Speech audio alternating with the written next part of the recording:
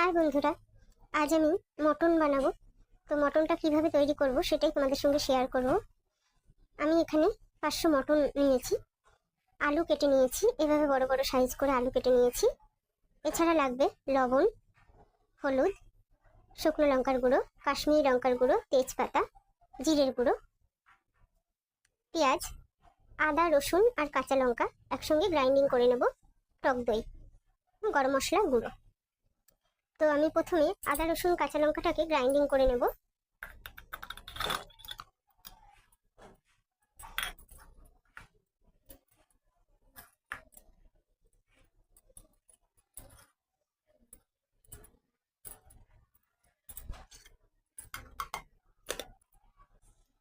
আমার আদা রসুন গ্রাইন্ডিং করা হয়ে গেছে।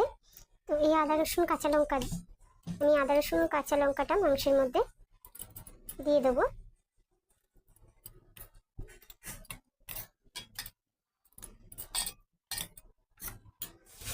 তারপর যে টক দইটা রেখেছিলাম, টক দইটাও দিয়ে দেবো।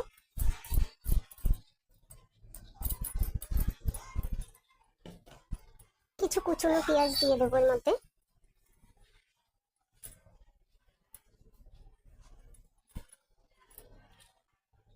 এর মধ্যে জিরের গুঁড়ো, লঙ্কার গুঁড়ো, কাশ্মীরি লঙ্কার গুঁড়ো, লবণ সবকিছু দিয়ে দিয়েছি। শুধু হলুদটা এখনই দেবো না, হলুদটা পরে ব্যবহার করব। তো এটা দিয়ে আমি ভালোভাবে মাংসটাকে ম্যারিনেট করে নেব।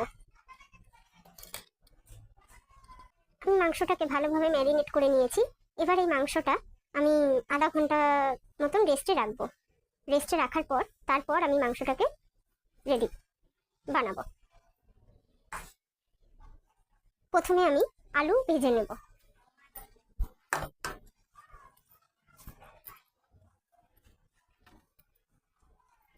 গ্যাসে আমি কড়াই বসিয়ে দিয়েছি।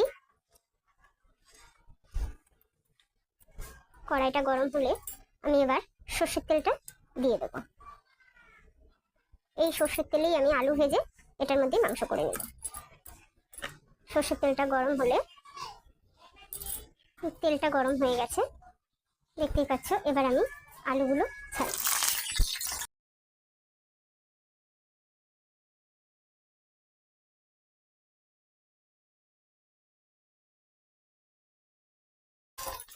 এবার আলুর মধ্যে আমি একটু লবণ দিয়ে দেবো, দিয়ে আলুটাকে ভাজবো, লাল লাল করে ভেজে নেব।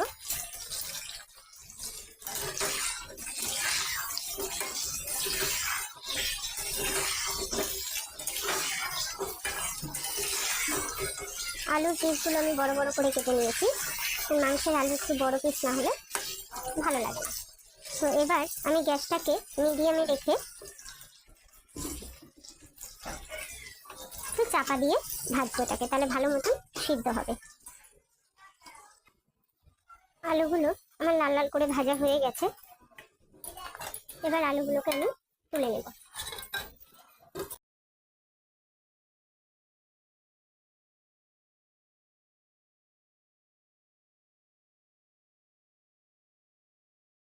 এবার এই তেলের মধ্যে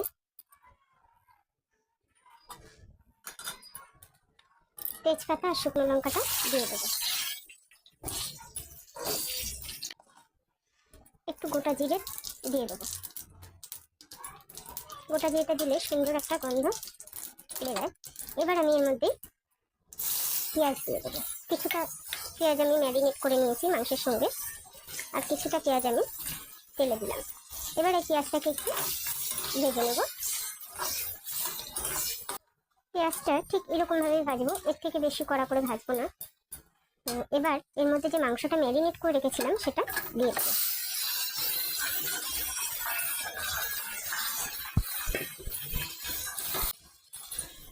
ম্যারিনেট করেছিলাম যে, তার মধ্যে যে কিছুটা মশলা রয়ে গেছে সেটা এর মধ্যে দিয়ে দিলাম।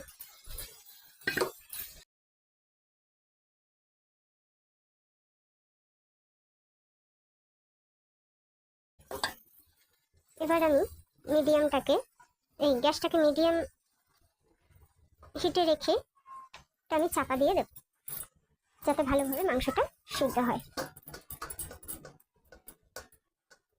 10 মিনিট পরে আবার এই চাপাটাকে খুলে একবার দেখবো কতদূর হলো। তো দেখতেই পাচ্ছ মাংসটা আমার প্রায় অর্ধেক কষানো হয়ে গেছে। এবার এই সময় আমি হলুদটা দিয়ে দেবো। আমি আগে থেকে হলুদ ব্যবহার করি না।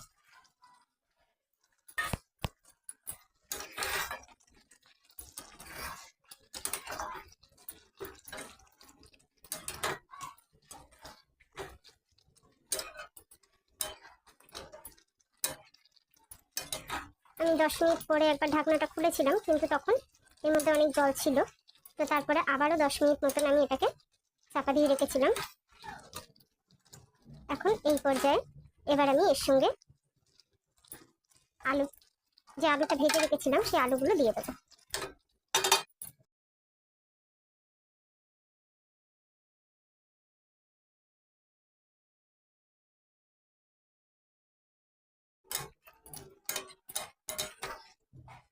আবারও কিছু সময় এই মাংসটাকে চাপা দিয়ে রাখবো। মাংসটা চাপা দিয়ে করলে তাতে তাড়াতাড়ি সিদ্ধ হয়। প্রেসার কুকারে মাংস আমি দিই না, আমি কড়াইতেই করি। এভাবে আবারও একদম গ্যাসের ফ্লেমটাকে লো করে দিয়ে 10 মিনিট মতন রেখে দেবো। মাংসটা আমার কষানো হয়ে গেছে।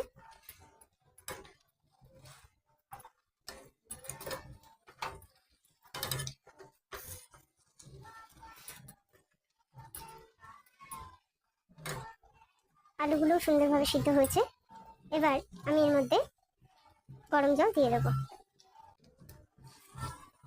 আমি গরম জল ঢেলে দিলাম। সবসময় তরকারিতে গরম জল দিলে সেটার টেস্টটা বেশি ভালো হয়। আমার মাংস রেডি হয়ে গেছে পুরো। এর থেকে আর বেশি গ্রেভি করব না, ঝোলটাকে আর মারবো না, নইলে এরপরে পুরোপুরি এটা আরও বসে যাবে। তো এবার এর মধ্যে আমি একটু গরম মশলা ছড়িয়ে দেবো।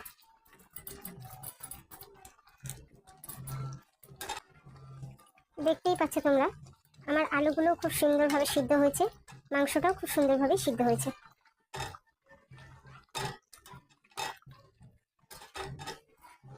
এইভাবে তোমরা একবার করে দেখো, বা যারা করো এমনভাবে, কেমন লাগে কমেন্ট করে জানিও বন্ধুরা।